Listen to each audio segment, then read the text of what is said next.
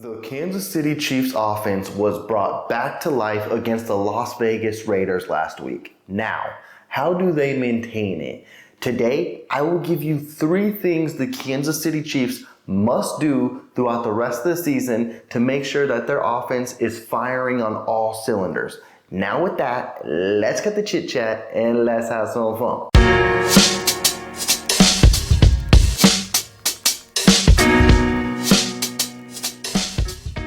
A key topic of conversation throughout the majority of the NFL season has been, why does the Kansas City Chiefs offense not look like the Kansas City Chiefs offense? Well, last week they gave us a glimpse of what could be on the positive side as the offense showed up and they showed, hey, it's not all doom and gloom. Today, I will show you 3 things that the Kansas City Chiefs must do to contain this kind of success moving forward. And let's just jump to the first thing that's on the board. And if you are familiar with the channel, you should know where I'm going here, and it should be no surprise whatsoever. And it's run the damn football. I think heavily for the next month, the Kansas City Chiefs should focus on Isaiah Pacheco. This offense may not look the same, but does not mean it cannot be good. And if the Kansas City Chiefs focus on the run and give Isaiah Pacheco between 15 to 20 touches a game, this could be a different kind of unit and a much more successful type of team as well.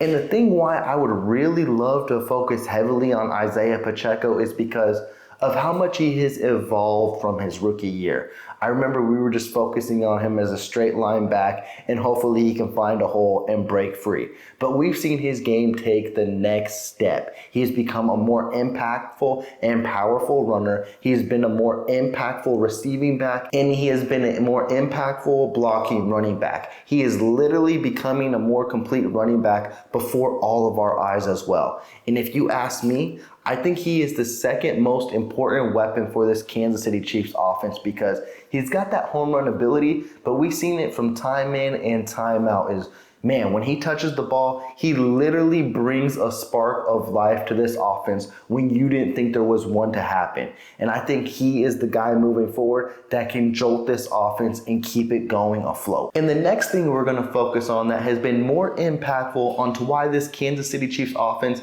just is not looking the same, and it's the turnover ratio. And honestly, if you focused on last week, it was a sneaky, quiet stat, and it's something we don't typically got to focus on, and it's the Kansas City Chiefs did not turn the ball over against the Las Vegas Raiders.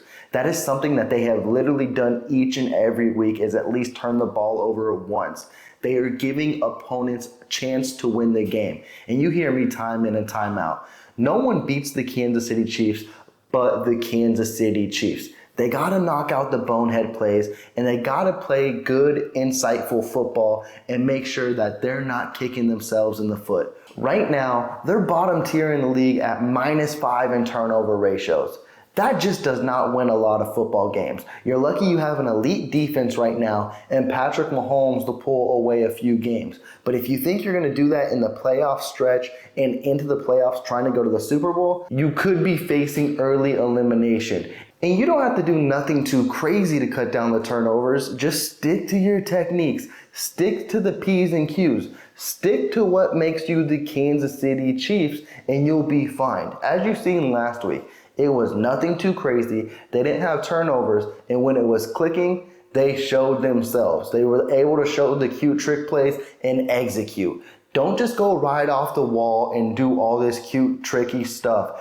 Be fundamentally sound and move forward and progress, and then that way you can evolve into the Kansas City Chiefs we all know and love. But if the turnovers continue to be an issue, it'll continue to affect this offense, and I don't know if that will help moving forward. But if you keep them down and you have no turnovers in a game, it's going to be really hard to beat this football team. Now for my last and final thing we're going to discuss, and I know a lot of you really want me to go in this direction and you want me to say the number one thing for the Kansas City Chiefs to succeed on this offense is focus on Rashee Rice.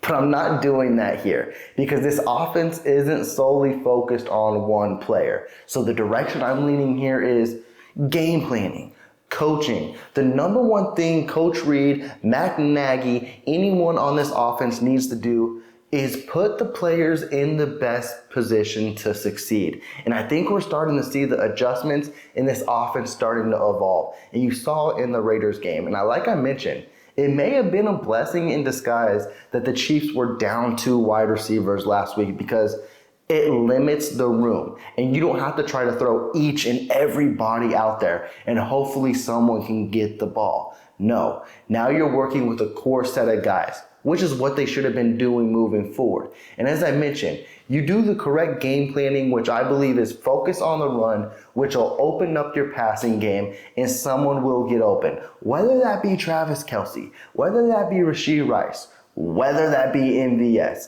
someone will then be able to make a play and help this offense evolve and put up production and points on the board. I honestly think that is the most crucial thing going forward, because if coaching and game planning isn't aligned, it doesn't matter what this offense does. It will look like a mess. It will look like what we've seen in the first 10 weeks, a whole bunch of inconsistency. So yes, I know you guys want me to talk about Rashee Rice, which would be pivotal moving forward. But if any of these weapons pop off, it's huge. And it all starts with coaching, and it could be Coach Reid, Matt Nagy, whoever it may needs to be. It all starts on Wednesday, and make sure you get a perfect training week going into game day, and this offense can be firing on all cylinders. But with those 3 things, that lets you know, Chiefs Kingdom, this offense can be clicking. It can be a shell of itself, but doesn't mean it doesn't have to be firing on all cylinders. I really believe this offense can be top 5.